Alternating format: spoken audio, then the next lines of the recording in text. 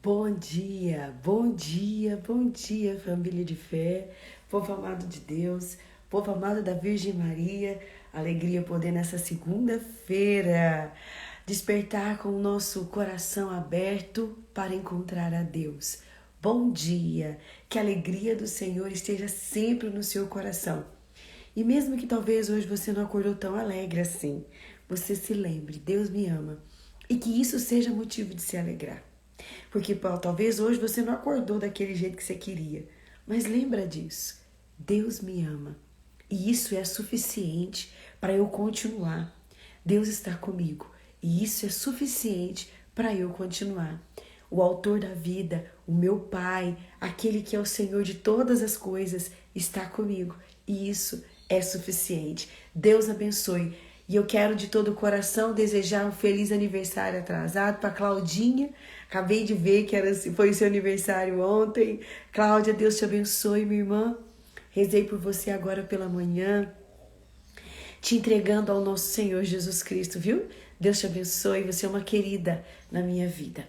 Bom, meus irmãos, minhas irmãs, segundou, nessa segunda-feira maravilhosa, dia 16 de janeiro, decididos a permanecer. Amém? Quem está decidido a permanecer, diga eu estou decidida a permanecer, por mais que às vezes as coisas já estão acontecendo tão diferente do que a gente planejou, mas nós não vamos parar nisso, amém? Nós vamos continuar, nós vamos prosseguir e de maneira nenhuma, nós vamos desistir. Nós podemos até ficar cansados, nós podemos até falar assim, ai meu Deus, e agora? Tudo isso vamos dizer assim, faz parte do processo, tá, gente?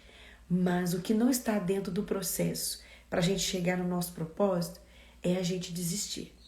Isso não. Isso a gente não pode deixar com que a família de fé, um e o outro, pare no meio do caminho. Então nós vamos seguindo firmes e confiantes na graça de Deus. Olha aí, da Sandra, isso aí, Sandra.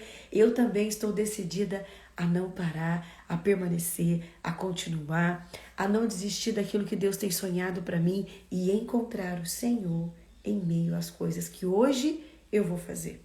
Bom, vamos lá, então estamos aqui com o nosso livro Caminho, gente. Eu achei interessante que São José Maria Escrivá, eu estou bem na parte da tibieza. E a tibieza é o quê? É o esfriamento.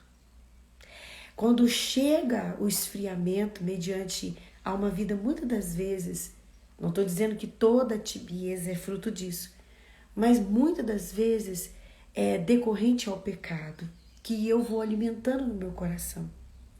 O pecado que eu vou deixando ficar. Sabe aquele termo que a gente não pode usar? Isso é sério que eu estou dizendo. Ah, meu pecado de estimação. Se tem uma coisa que a gente não pode ter de estimação, é pecado.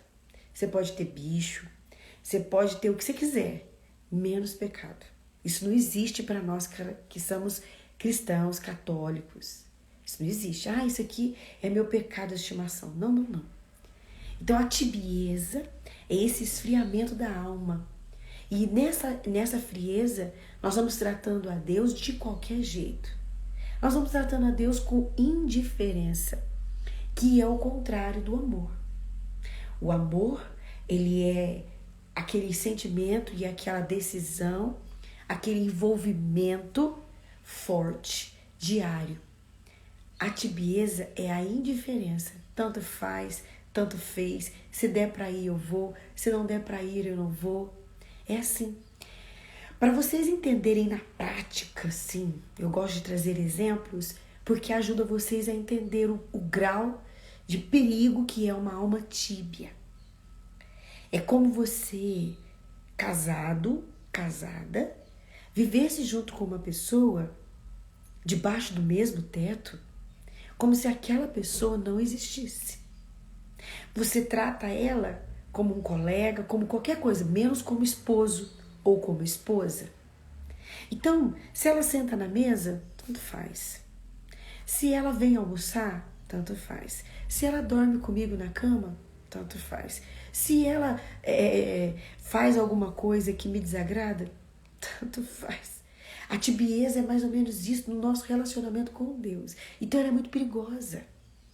Ela é muito perigosa porque ela nos leva a ladeira abaixo para o inferno. Então nós temos que tomar cuidado quando você perceber Quando você perceber que você está tendo atitudes semelhantes de esfriamento para com Deus. Veja só, a decisão de estar com Deus, a decisão amorosa de estar com Deus diariamente nos faz aquecer a alma. Isso aquece a nossa alma. A tibieza não. A tibieza o tempo todo você está frio. Jesus está ali na Eucaristia. Ah, tá. Tanto faz se tá ou não tá. Tanto faz se ele vai ser adorado ou não. Então nós precisamos trazer no nosso coração firmemente essa decisão de amar a Deus e não sermos tíbios. Santa Faustina, ela fala muito sobre a tibieza. Santa Faustina, ela fala muito sobre as almas tíbias e o lugar que elas têm no inferno. Então nós não podemos ser assim. No livro Caminho, só para vocês entenderem, eu espero que vocês tenham entendido. No livro Caminho, eu estou bem aqui na página 115, no número 342. E eu estou nesse trecho, aonde São José Maria Escrivá está falando sobre a tibieza. E ele diz assim: não esqueças que antes de ensinar é preciso fazer. Diz de Jesus a Sagrada Escritura. Começou a fazer e a ensinar. Primeiro faça, para que tu e eu aprendamos. Eu só aprendo quando eu faço. E é fazendo que muitas das vezes eu vou me aquecendo. Voltando ao exemplo do relacionamento entre o homem e a mulher casados. O ato conjugal, ele foi feito para unir e para procriar. Então, quando eu faço, eu estou me unindo ao meu esposo e vice-versa. O meu esposo está se unindo a mim. Então, não tem como você testemunhar que você é esposo e vir de encontro com o evangelho de hoje, que vem falar da alma esposa e do esposo, né? Também. Não tem como você ser uma esposa se você não está unida de corpo e alma ao seu esposo. Claro que dentro de um contexto de saúde, de uma enfermidade, de alguma coisa assim, não tem jeito. Mas o natural é isso. Então, São José Maria Escrivá está dando para nós um tapa na cara, né? Não adianta nada você ter uma boa oratória, não adianta nada você saber todos os livros, não adianta nada você ter decorado a Bíblia, mas nada dentro de você gera mudança, ao ponto de você querer copiar o que está nos livros ou o que está nas Sagradas Escrituras. Você precisa fazer. Eu posso dizer, gente, eu sei fazer bolo, eu sei fazer isso, mas eu nunca ter feito. Eu sei de leitura, de livro de receita. Eu sei de ver os vídeos no YouTube, mas eu nunca pus a mão na massa. E é isso que São José Maria Escrivá está falando. Não adianta você ficar falando muita coisa, não. Eu quero que você faça, porque é no fazer. O amor, ele é uma decisão concreta. O amor, ele é uma decisão concreta por algo ou por alguém. Então, se você decidiu de uma forma firme, de uma forma real por alguém, você vai com ela até o fim. A mesma coisa, nós precisamos estar com o nosso Senhor. Depois de levar um chacoalho de São José Maria Escrivá, vamos dar início então à nossa oração da manhã, amém? Decididos pelo Senhor, decididos por permanecer nele, por fazer aquilo que ele nos pede, por continuar com ele firmemente. Eu creio que o Senhor está levantando uma grande geração, um povo decidido por ele, um povo que não vai ficar simplesmente falando, não, mas o povo que vai, né? Isso mesmo, apruma aí, gente, endireita a carcaça e vamos que vamos, porque a vida, ela é real, a vida, ela não é de ilusão, a vida, ela é real. E preste atenção, quando nós formos chamados ao julgamento final, junto com o nosso Senhor, ele também vai tratar de coisas reais. Deus não vai tratar das ilusões e das fantasias que a gente traz na nossa cabeça, não. Deus vai tratar de coisas concretas. A providência que ele colocou, a mão dele que nos conduziu. É isso que Deus vai tratar. Então vamos entrar para o mundo espiritual, mas o mundo concreto, porque os dois caminham juntos. Amém? Vamos juntos então fazer a nossa oração diária, a oração para ser rezada todos os dias do nosso direcionamento espiritual, este ano sendo conduzidos pelo Espírito Santo, este ano pedindo mesmo a graça de não sermos conduzidos pelos nossos impulsos, pelas nossas vontades, mas sermos conduzidos pelo Espírito Santo de Deus. Nós estamos reunidos em nome do Pai, do Filho e do Espírito Santo. Amém.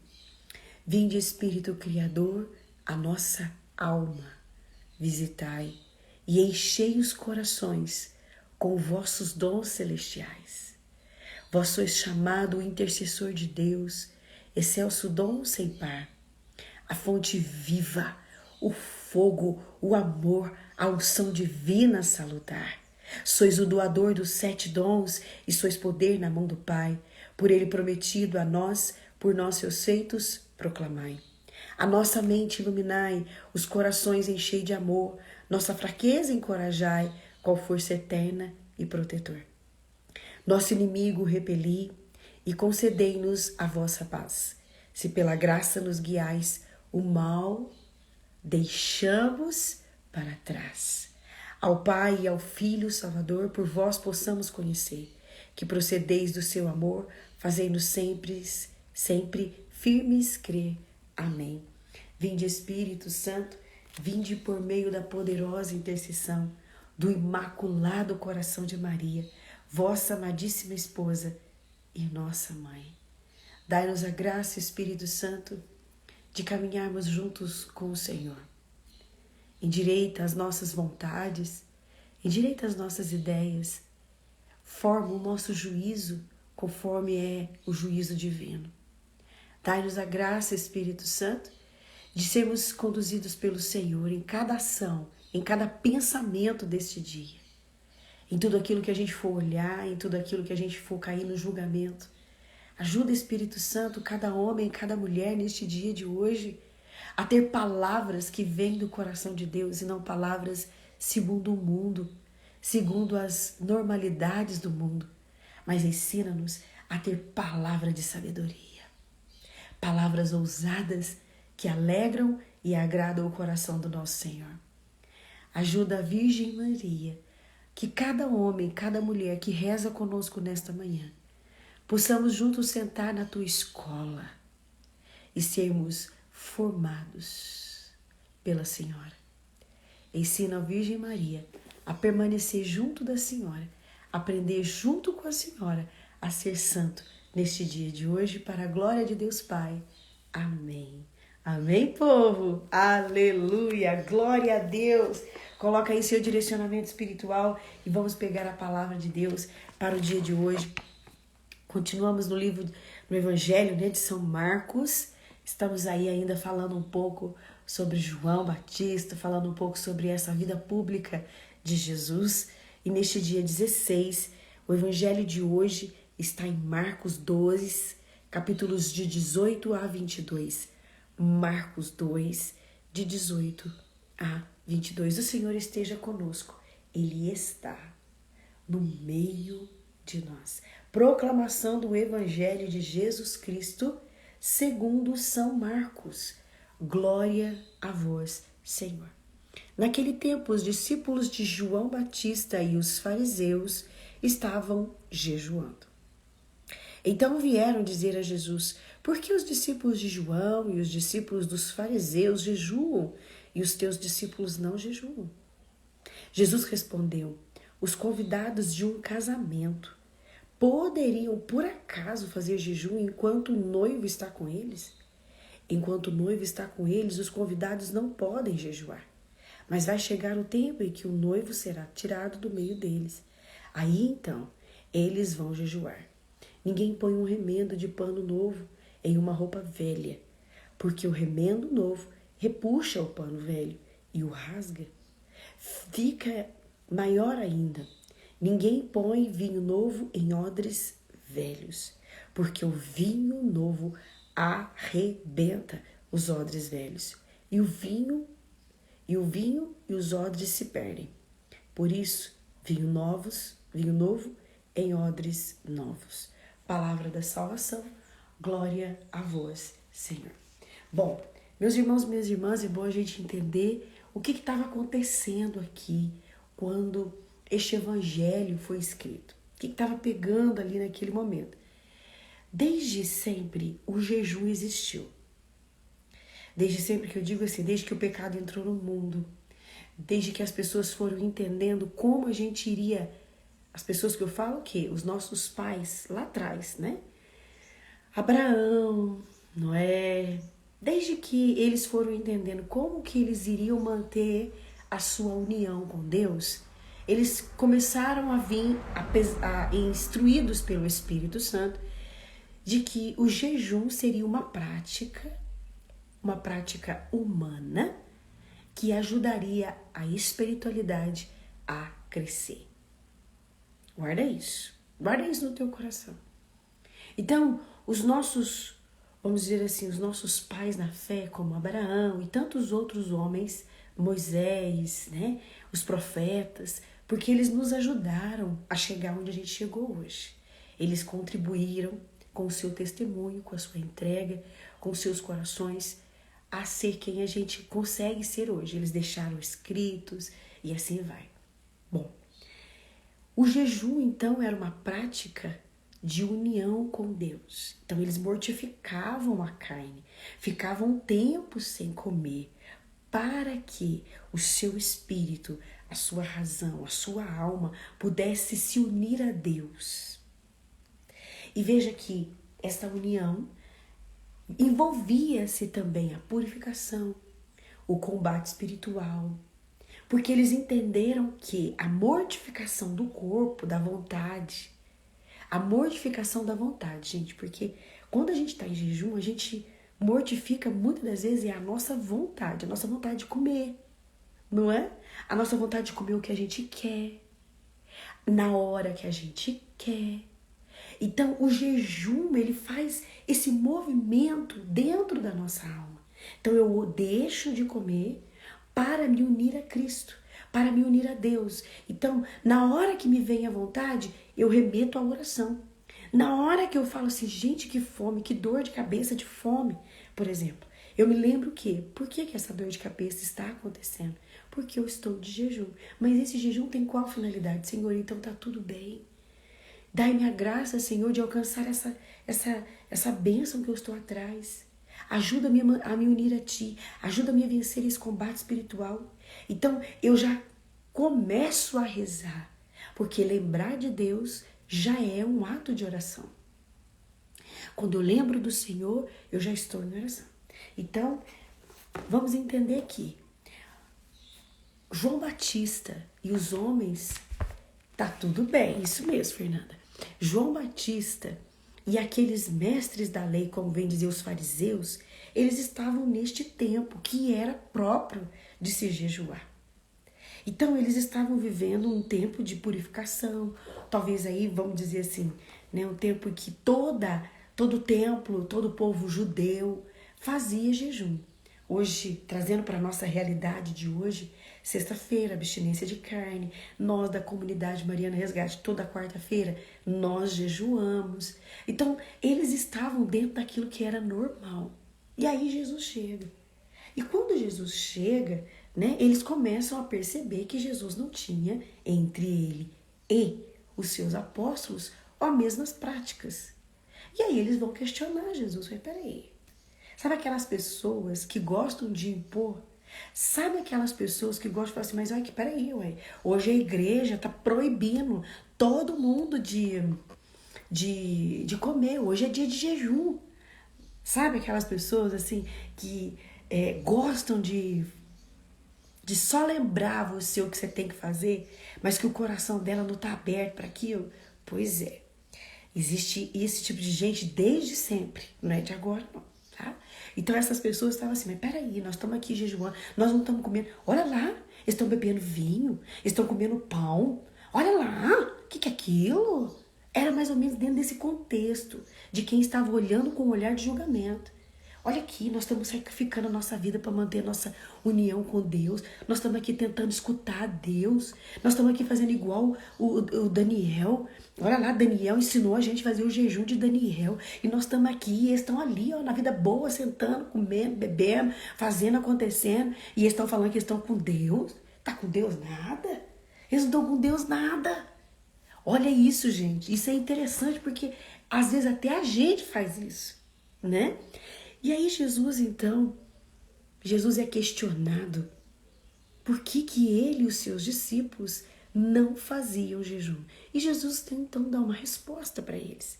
Os convidados de um casamento, você vai num casamento e ali você está no meio de uma festa. Você é amigo do noivo e o noivo te chama, senta aqui comigo, vamos comer aqui no meu casamento. Você fala assim, não, noivo, não posso comer no teu casamento. Nossa, noivo, eu não vou comer nesse casamento, sabe por quê? Tô de jejum. Então o que você foi fazer nesse casamento, abençoado? O que você foi cheirar lá, abençoado? E aí é como se você fosse convidado para uma grande comemoração de aniversário de alguém, aí você chegar e falar assim, não posso. Ai, eu não tô podendo, sabe? Eu não posso comer nada do que tá aqui porque eu tô de jejum. É só água. Eu vim aqui em consideração, porque, né, fulano, só pra... Isso daí, gente, implica vaidade, implica falsa humildade. E aí Jesus está dizendo para eles estão comigo porque eu sou o noivo que a igreja está esperando. A igreja é a noiva. E eu vim me unir à igreja. Eu sou a maior fonte de união com o povo. Ninguém vai ao Pai senão por mim. Então, quando vocês estão comigo, realmente vocês não precisam de jejuar. Vocês precisam entender o que eu estou falando. Vocês precisam entender o que eu estou pedindo. Vocês precisam ter transformação de coração. Porque vou mandar o Espírito Santo. Mas se vocês continuarem com o coração do jeito que está, o coração de vocês vão explodir.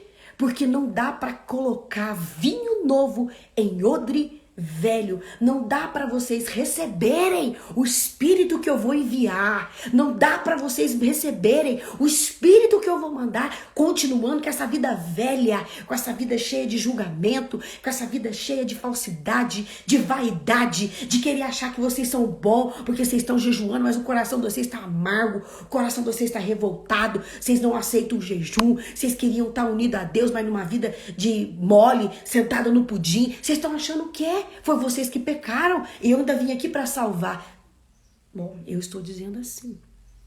Mas Jesus disse de uma forma mais educada.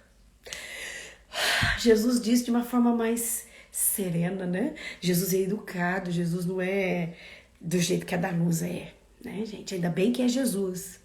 Porque se fosse a Danusa ia falar cada coisa desnecessária, né? Então Jesus, ele vai dizendo de uma forma clara, educada, mansa, dócil.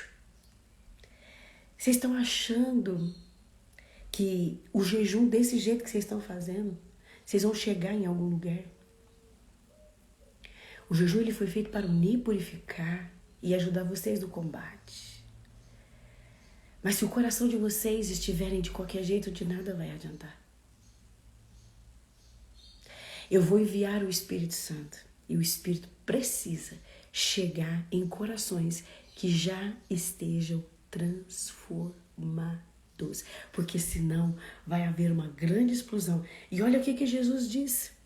Ninguém põe vinho novo em odres velhos, porque o vinho novo arrebenta os odres velhos.